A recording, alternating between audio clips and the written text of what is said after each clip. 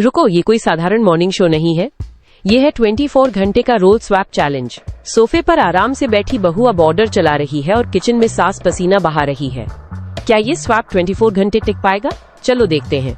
सुबह के 6 बजते ही सास ने आईने के सामने डेरा डाल लिया। उसने लिपस्टिक को होठों के बाहर तक फैलाया और आंखों पर गहरा आईशैडो ऐसे लगाया जैसे कोई युद्ध का पेंट हो। उसने फोन उठाया, अजीब से मुंह बनाए और रील पोस्ट करके फोन फेंक दिया। दूसरी तरफ बहू ने पूजा की थाली उठाई, लेकिन हाथ कांपने से दिया बुझ गया। वो हड़बड़ाकर किचन की ओर भागी। तवे पर पराठा रखा था जिससे धुआं उठ रहा था। बहू ने उसे पलटने की कोशिश की, लेकिन पराठा जलकर काला पड़ चुका था। उसने झटके से फोन उठाया और चिल्लाई, हेलो, नाश्ता अभी तक क्यों नहीं आया? घर की शांति सुबह के पहले घंटे में ही खत्म हो चुकी थी। दोपहर के 12 बजते ही घर का हाल बेहाल हो गया। बहू ने झाड़ू उठाई, लेकिन फर्श पर फिसलकर उसका संतुलन बिगड़ गया। झाड़ू सीधे बालकनी में रखे गमले पर जा गिरी। मिट्टी का गमला फर्श पर गिरते ही बिखर गया और उसके टुकड़े पूरे कमरे में फैल गए। दूसरी तरफ सास ने इंटरनेट पर देखकर डांस स्टेप करने की कोशिश की। उन्होंने जैसे ही कमर को घुमाया, एक तेज झटका लगा। सास के मुंह से चीख निकल गई और वो वहीं सोफे के पास जम गई। वो न हिल पा रही थी, न बैठ पा रही थी। पति बीच में खड़ा होकर सब देख रहा था। उसने अपना सिर दोनों हाथों से पकड़ लिया। घर में चारों तरफ बिखरी मिट्टी और सास के दर्द से कराहने की आवाज ने स्थिति को और गंभीर बना दिया। पति ने एक कदम आगे बढ़ाया, लेकिन दोनों ने उसे घूरकर चुप करा दिया। घर में अब तनाव की एक नई परत चढ़ चुकी थी और दोपहर का खाना अभी तक मेज पर नहीं पहुंचा था। दोपहर के खाने का समय हो गया, लेकिन मेज खाली थी। सास ने सोफे पर पैर फैलाकर बैठते हुए अपनी आंखें तरेरी और बोली, मैं बहू हूँ, मुझे आराम चाहिए। बहू ने अपनी कमर पर हाथ रखा और चिल्लाई, मैं सास हूँ, मुझे खाना चाहिए। किचन से खाने की कोई खुशबू नहीं आ रही थी, सिर्फ बर्तनों के टकराने की तीखी आवाजें गूंज रही थीं।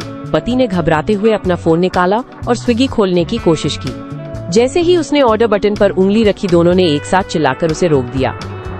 नहीं, सास ने सोफे से उठकर मेज की तरफ इशारा किया और बहू ने किचन का दरवाजा जोर से पटक दिया। पति बीच में फंसा हुआ था। वो खाना मंगा सकता था, नहीं खुद बना सकता था। शाम ढलते ढलते घर की ऊर्जा खत्म हो चुका थी।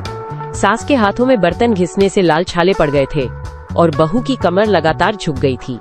दोनों बेदम होकर एक ही सोफे पर आकर बैठ गईं। सन्नाटा इतना गहरा था कि घड़ी की टिक टिक सुनाई दे रही थी। सास ने अपनी नजरें घुमाई और बहू के कांपते हुए हाथों को देखा।